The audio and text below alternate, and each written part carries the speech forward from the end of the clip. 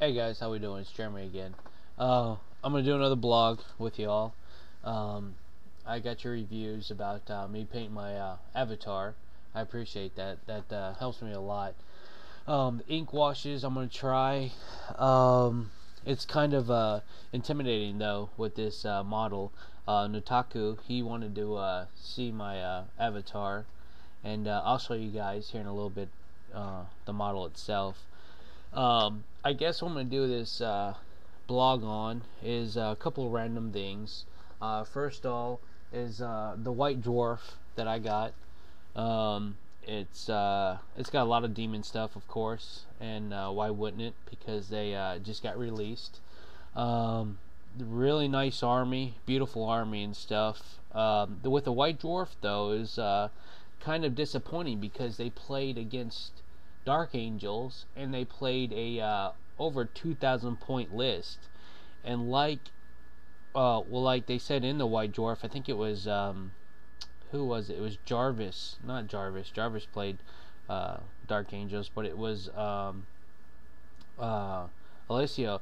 He said he had a lot of advantage and a lot of field day because he had so many points.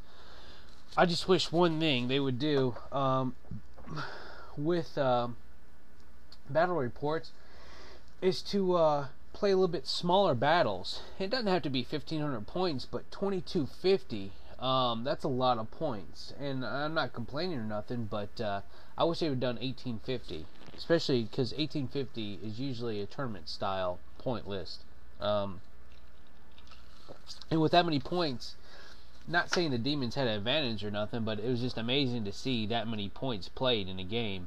I guess they were probably excited or whatever just to release the demons, which they look really great. You know, I've seen them earlier on.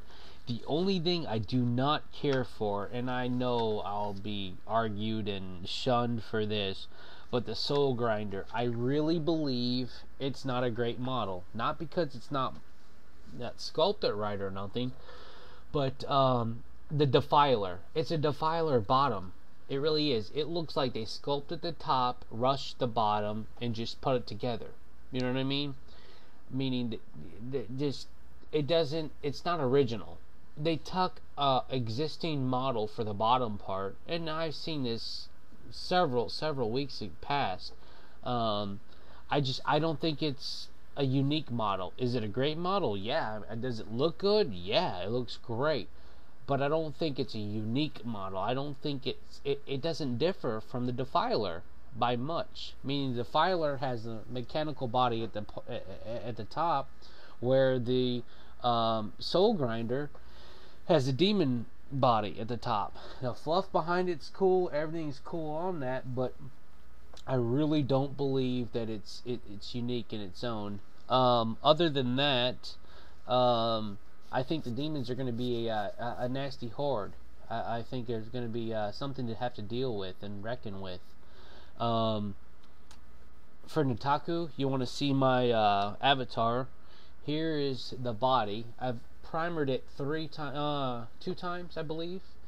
You're really not going to probably see too much on it. In the color, or in the lighting I should say. I'll have to take some still footage and put it at the end of this. But what's cool is they give you a brass rod, okay, and then they give you a resin spearhead and a resin butt for the spear itself. This thing alone, I swear to God to you, you could spear a whole squad. It's like a shish kebab when you put it all together. It's just way too big. I mean, good Lord. So I might cut down the rod itself and see how that works. My cousin that has just got into 40K tells me not to cut it down. He says that's the whole point of it, but I have to beg the different. Other than that, I don't have much for it. I've been painting my Eldar while he's been putting his army together, and I won't tell you what kind of army he's playing. until it's all done. He spent a lot of money today, and I do mean a lot. And once it's all together and at least primed in one primary color, I'll show you. Until then, I appreciate all your guys' feedback on that avatar. Nutaku, you talked about the ink washing. I don't know about that, man. These crevices are very, very deep, and I'll try and get a good picture of that in the still footages. Other than that, I think that's about it. So till next time, y'all be good, and I'll talk to you later, alright?